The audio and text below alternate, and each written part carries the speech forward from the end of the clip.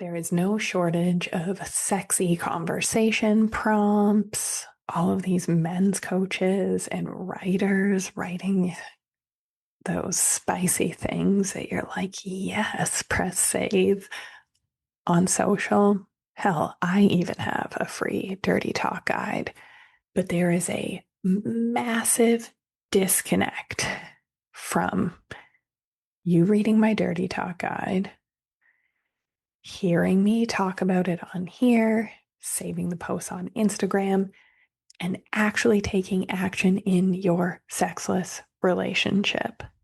And you might even get the courage to work up to sending a flirty text and not hear back. And then it just reinforces the pattern and we go back into shutdown.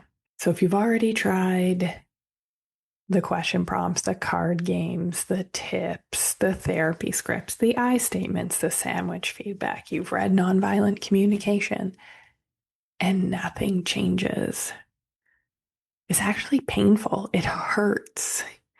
You feel so alone.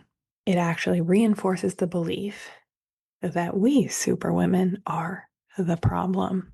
And if that is you, this episode is for you. I'm Dr. Jordan Wiggins, and welcome to the Pleasure Principles Podcast, a place for high-achieving women ready to decode low libido, sexless marriages, and the hidden power dynamics draining their desire. I'm a naturopathic doctor, author of The Pink Canary, an intimacy strategist for women who have it all except good sex. This is for successful women navigating emotional burnout, low desire, or a relationship that looks fine on the outside.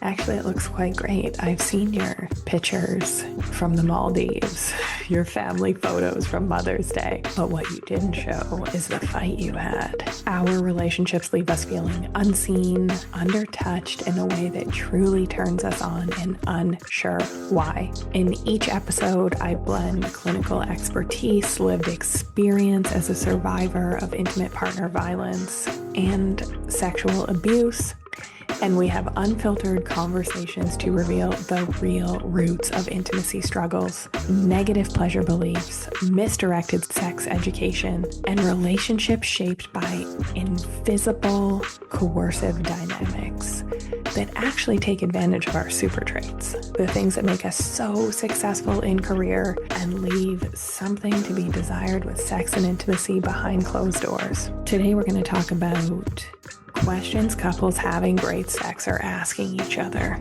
Research shows that less than 10% of couples that don't talk about sex are having satisfying sex. Most of my clients are not great at sexual communication. That means that they're doing it or not doing it. But by doing it and not talking about it, we're assuming. We're assuming our partner knows what we want. We assume we know what they want. We're assuming they like it. We're assuming things about their past. Maybe they had better sex in the past. And sex becomes performative, a checkbox action no one wants to do anymore. No one's finding fully satisfying.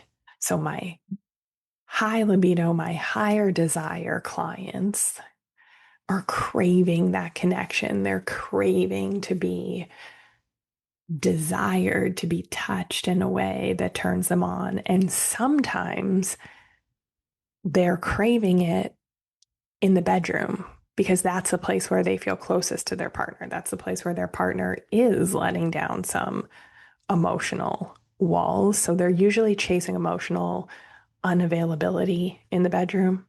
And I'm talking about people with high desire that have not walked down the pleasure path. When we have high desire and it's integrated and it's healthy and we can talk about it and we've healed our pleasure beliefs and we've had pleasure-focused sex education, and then desire blossoms, and then it's fulfilling. It's a pleasure-centered relationship.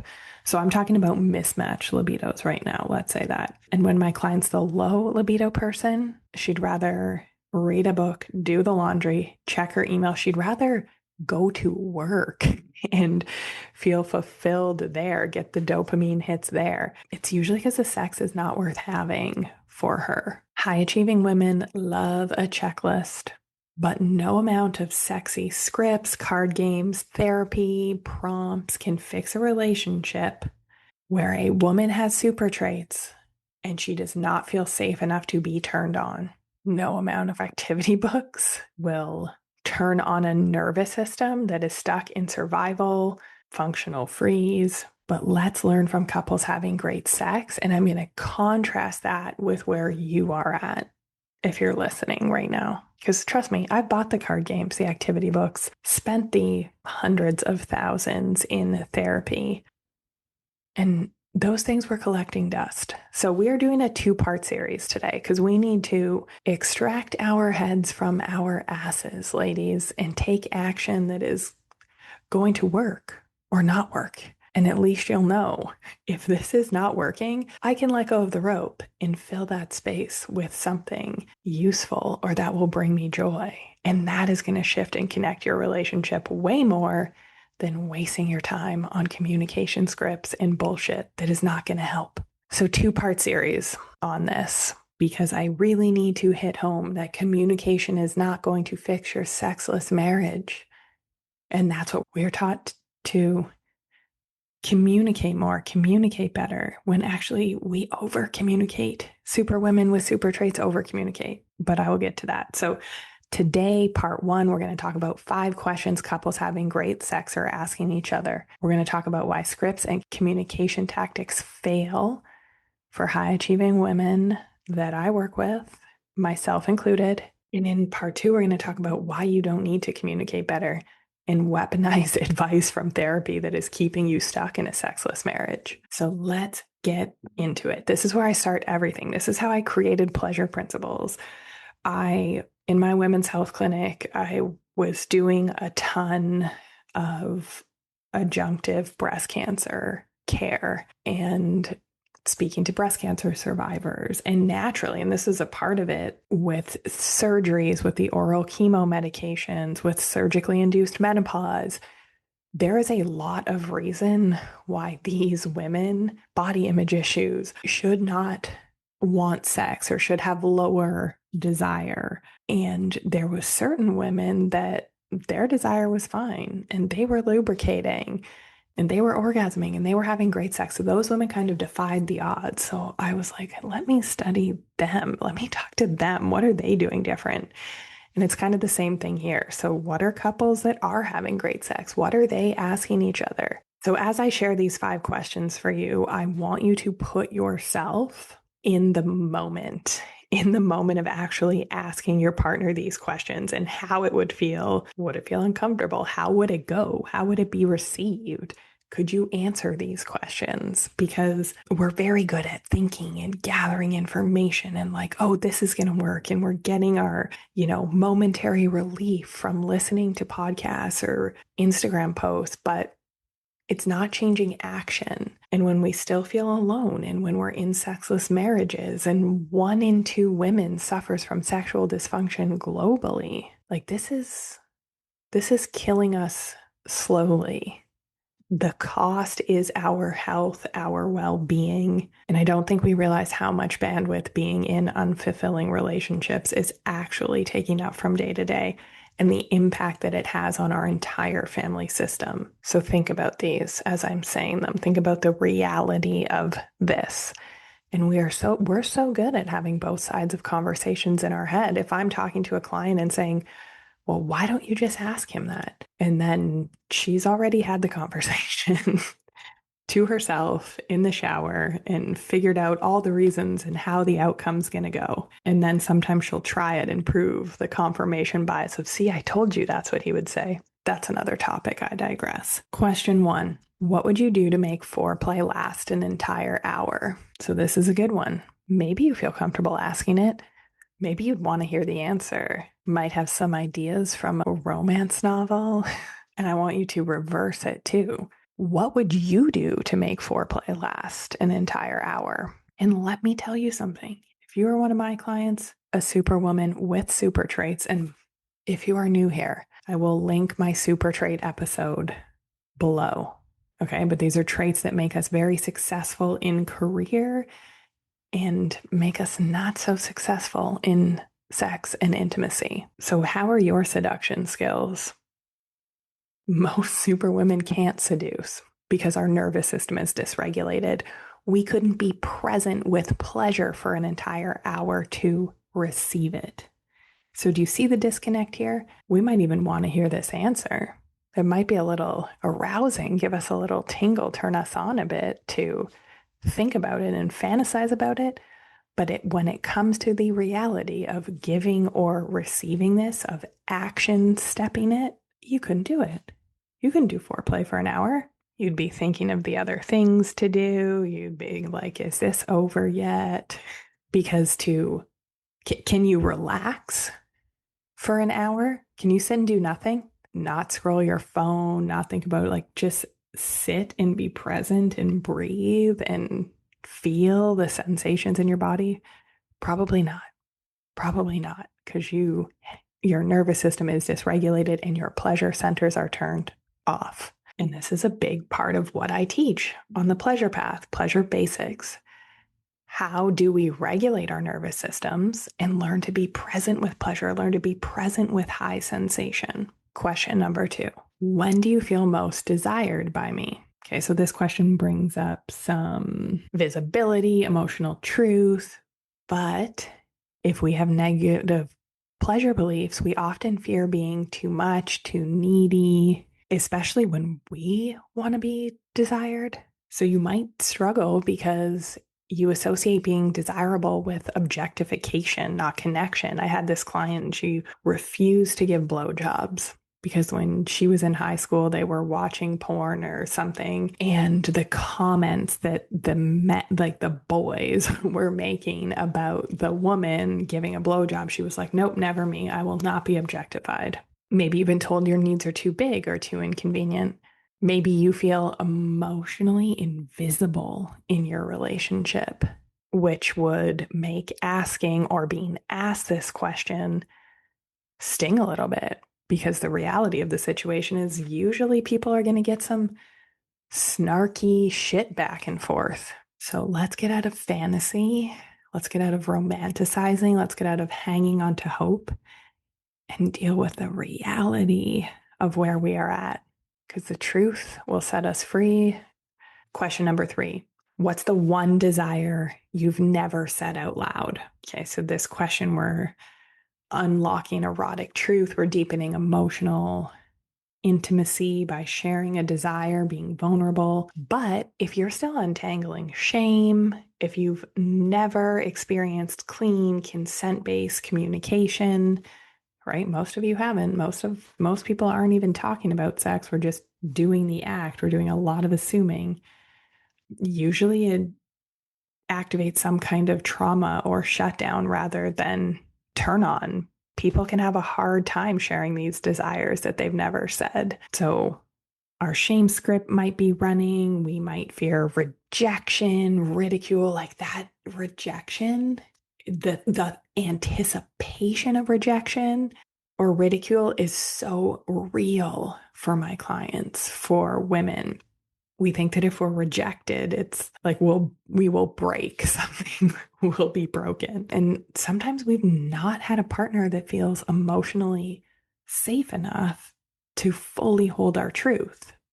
Number 4, what would turn you on right now? Now we're moving into a little bit of pleasure mastery stage of the pleasure path, because this question requires presence, embodiment, and real-time emotional availability. So if I ask my clients, especially the new ones that are just starting with me, what would turn you on right now? I usually get a blank stare. Without a regulated nervous system or practice expressing our desires, we're just going to draw a blank or freeze. So we've been in go mode all day. We're in our lizard brain. Our pleasure centers are off, so we can't drop into desire.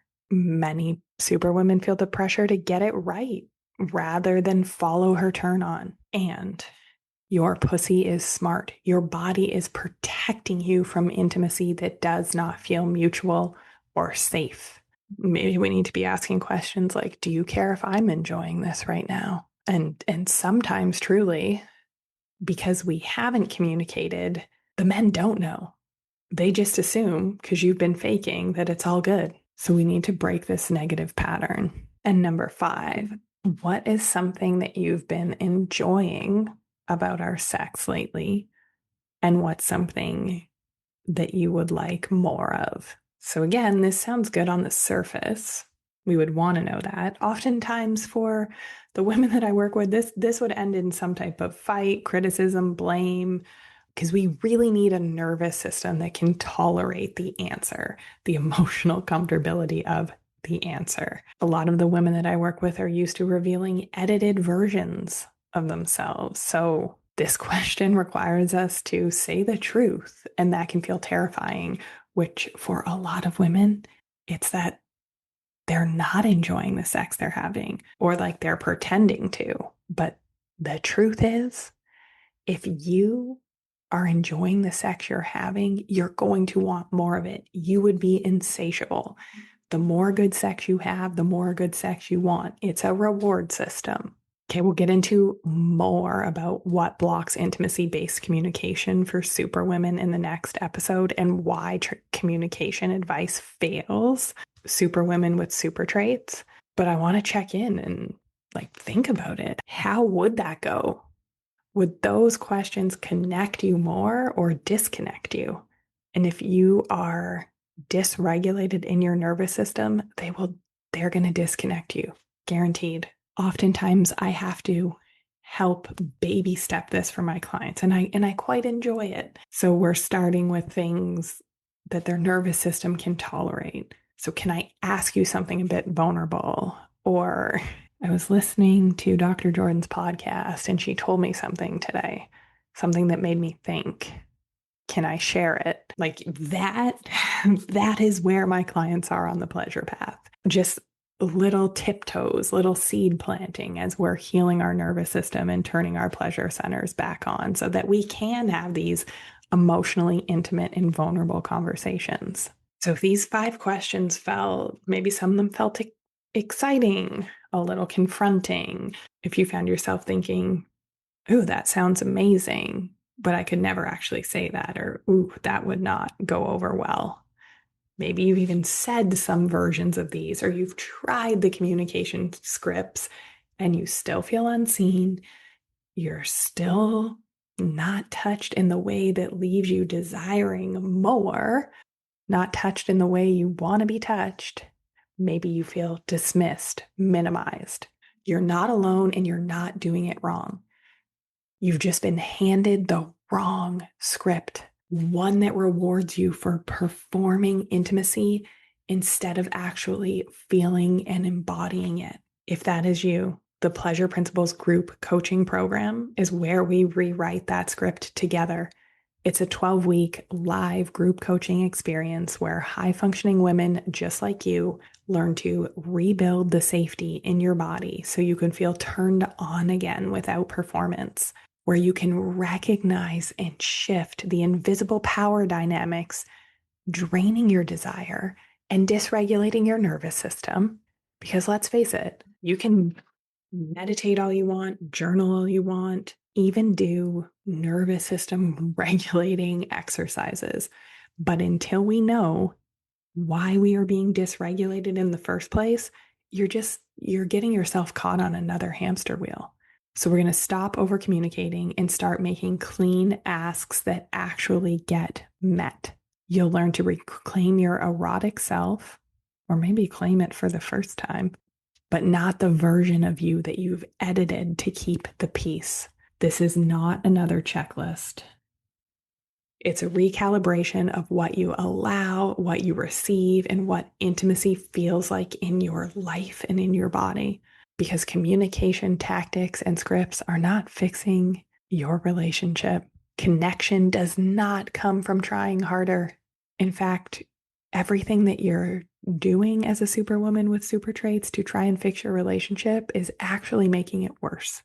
And you know this. You know this because you've done everything. You've read the books, listened to the podcast, done the therapy and personal development work, and you are still stuck. You feel alone, you feel broken, you feel like there's something wrong with you, and you're almost ready to accept maybe this is just the way it is. So if you're ready to stop working on your relationship and working on yourself and understand your pleasure blocks, your pleasure beliefs, the one that's in there under the burnout, the blame, and all the misinformation that you've received, this is your next step. Join us inside the Pleasure Principles group coaching program. We start June 25th. At the time I'm recording this, we are half sold out.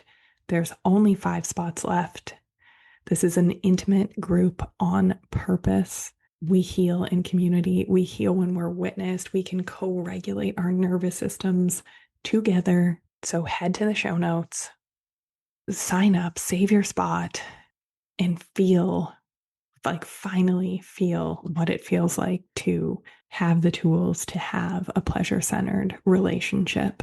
And if you're not sure where to start, you can always take the pleasure path assessment to find out exactly what's blocking your intimacy and what to do next. Before you do, one more intimacy tip that's not going to work and make you feel more shame and shut down. Find out where you actually are on the pleasure path, because sexy questions, relationship advice will not work when your nervous system is stuck in dysregulation. Stay tuned for part 2 of this series next week.